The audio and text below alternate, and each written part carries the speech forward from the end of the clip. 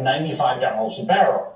In July last year, when oil was at $67 a barrel, he began to refill the reserve.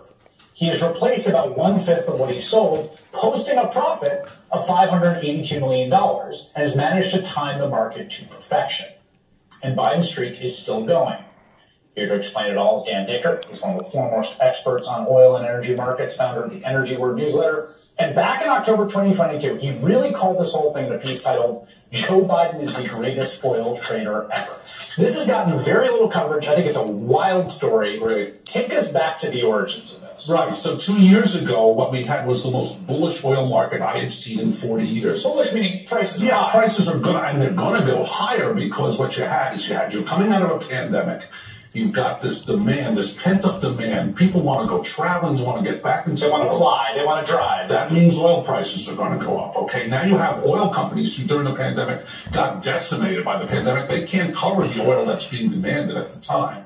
And to add on top of that, you've got a new war, the Ukrainians and Russians. And now what the Europeans want to do, and Joe Biden wants to do, is they want to freeze Russian supplies out using sanctions. They want to make sure that the Russians can't use their oil machine to finance the war. Because their oil machine is the biggest export they have. It's how they finance it. All of this combined makes for the most bullish market they ever saw. Yeah, and people were going around putting stickers on oil, on gas, and gas stations saying, but Joe Biden saying, I did this, right. And we had $5.50 gasoline here. We had $7.50, $8 gasoline in California.